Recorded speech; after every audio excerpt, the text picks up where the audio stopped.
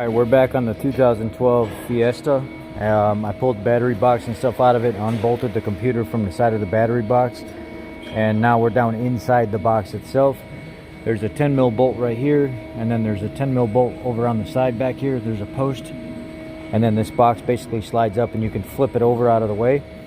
And then I took a little pocket screwdriver, a little small screwdriver, and I pulled my relays out of there, and I pried up my white insert, my locking tab, and now I'm down inside the box.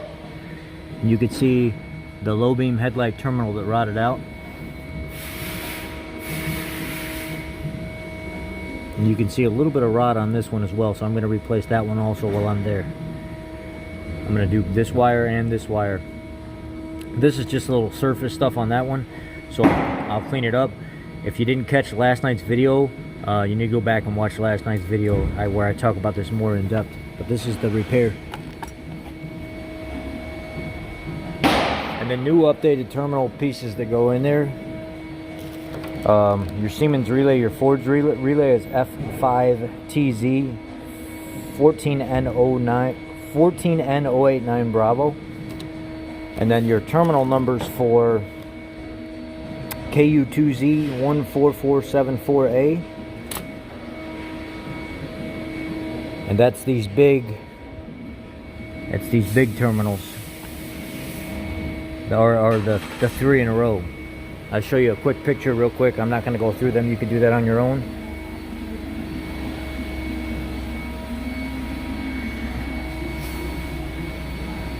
Each wire is color coded.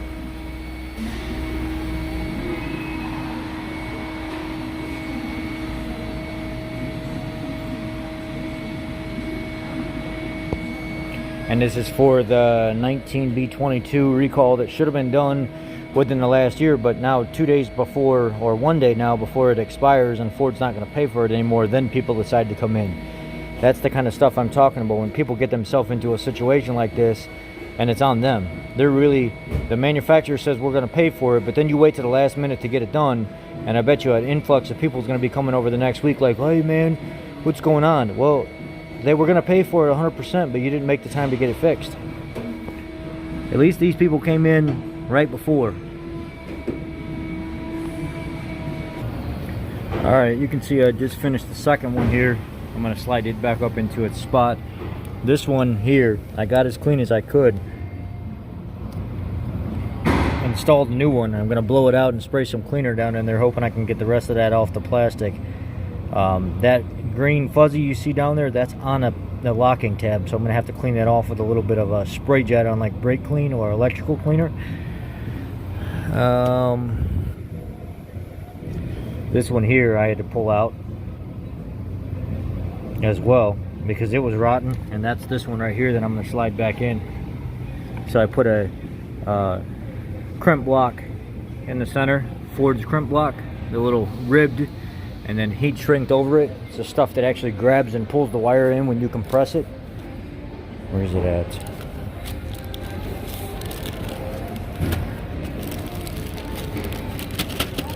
There's one of them right there. It's got ribs inside it. It's got little teeth inside it that grab the wire and pull in whenever you crimp it down. And then this is the wiring kit for it again. I'm going to go ahead and finish putting everything back together and put all my relays in. Okay, here we go. Engine running. Low beams are now working.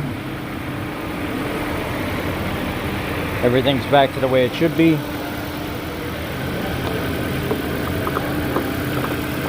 Go ahead and put the cover back on.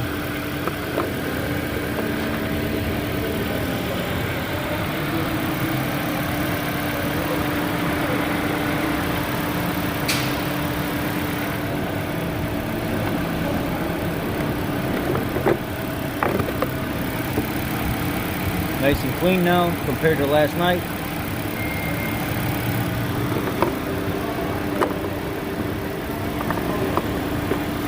Alright guys, that's the end of this video. This is 19B22.